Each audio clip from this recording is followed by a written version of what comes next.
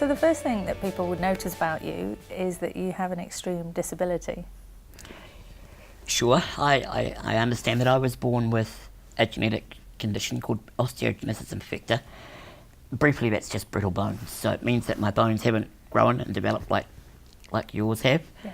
And it's probably the first thing that you notice when you meet me. But I think if you asked any of my family or colleagues or friends, disabled would be the last word they would use to describe me, and that's certainly not something that I focus on or give any airtime at all to. Yeah, well, the reality is that you've actually created a life that many people only dream of. Well, I have a lot to be thankful for, that's absolutely no doubt about that. We live in a wonderful little place called Havelock North in the Hawke's Bay, and we have a great life. And, you know, it may sound cliche, but life is what you make of it. And I believe life's a gift, and it's up to me to get the most out of it. And that's my approach to it every day. So what sort of practical challenges do you face every day? Give us some insight into what it's like to be you. Well, as I said, I really don't think about it. But from your perspective, yes, I can't walk. So I rely on a wheelchair to get around. And on that, we've actually worked at making our own wheelchair, which can enable me to be fully independent. So there's that reliance on an aid for mobility. You've actually invented a wheelchair that's been manufactured now. Yes, I was part of a development project, which we now export all around the world, which is pretty neat to see. Very cool. Yeah. So I guess I've been somehow enabled to make my own life easier, but also hopefully the lives of others as well. Yeah. And you work for a living, you've got a mortgage, you're a parent, all those things.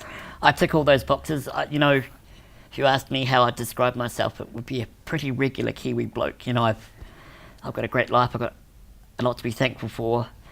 I've got normal goals and hobbies and aspirations and yeah. So you're married to Jennifer. I am, that's right. And how did the two of you meet? Well, it's a quite a story. We was 12 years ago now. We were both travelling, backpacking. She's Canadian, and we so were. You were backpacking. Tell me how that actually works. Okay, I can understand how that might be a strange thing to say, but we literally were. I was with my mate, and we were in Southeast Asia, northern Thailand actually, and we were getting ready to cross over the Mekong River, which is the border between Thailand and Laos. And we met a couple of Canadian girls, and we happened to be going in the same direction, and we just kind of teamed up, and off we went. And yeah, that was the first day I met Jen, and my life's never been the same, I guess you could say. Yeah, we carried on our journey together, which was down that Mekong River and through the Laos jungle, and enjoyed a pretty amazing first 2 weeks of our lives together. Yeah, that part of the world would not be set up for wheelchairs at all. I found it tough. I found backpacking in that region tough. Yeah, that's probably a fairly accurate comment. I don't think wheelchairs or mobility issues factor at all in the way that they live. You know, what roads there are mud or dirt. The main highways are rivers, and so there was plenty of interesting challenges to get around, but it was a great time. So by definition, you must rely on goodwill of other people. Absolutely. I'm very, very lucky to have a lot of great people in my life.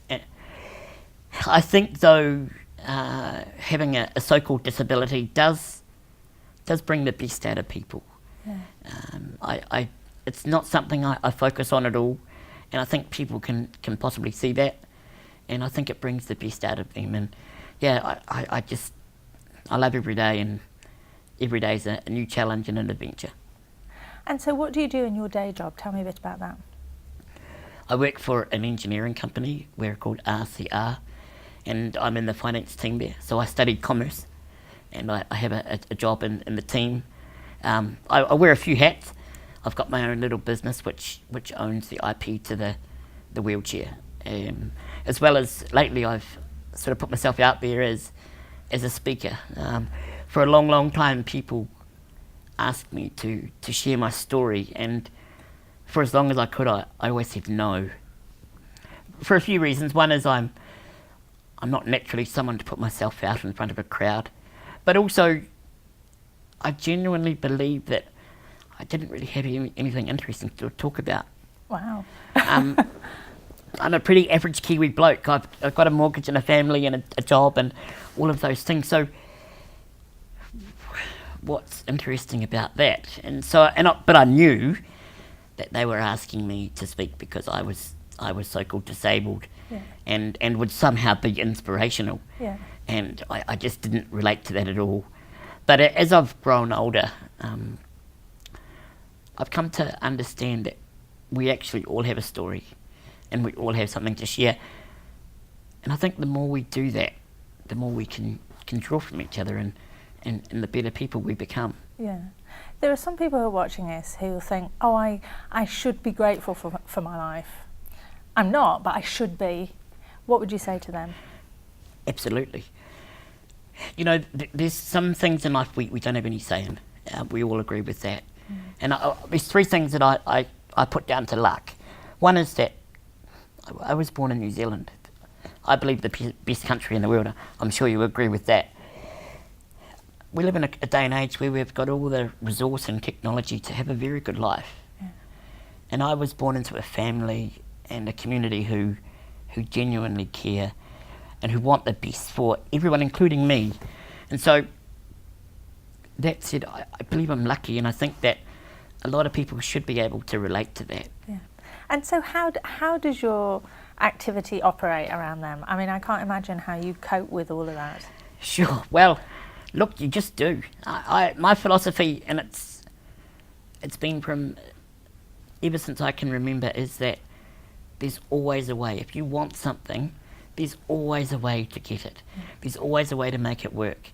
And I have a pretty cool wheelchair, as I mentioned, and you know, when they were babies, they would ride on the footplate in front of me, and I would take them out for fluffies and coffees into the park, and now they're big and they zoom around on their scooters, and I struggle to keep up with that, but I can yell quite loudly. But so we just make it work, and they love their daddy. They think he's all right. Yeah. He's all right, isn't he? So, I mean, having spoken to you, the least remarkable thing about you is your disability. In fact, I'd so much forgotten about it since we spoke. I made no provision at all. Thinking, oh gosh, how are we going to get this wheelchair up? And I was really stressed, and you weren't worried at all. Right, yeah, I did arrive and see the big flight of stairs and thought, oh, this is going to be interesting. But look, there's no point in worrying about it. There's no point in worrying about things that we can't control.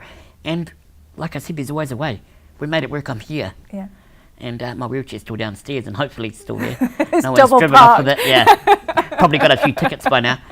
But no, exactly. We just made it work, didn't we? We absolutely did. Yeah. Thank you so much for coming in. And you heard it from Samuel. There's always a way. Thank you. Thank you, Cath.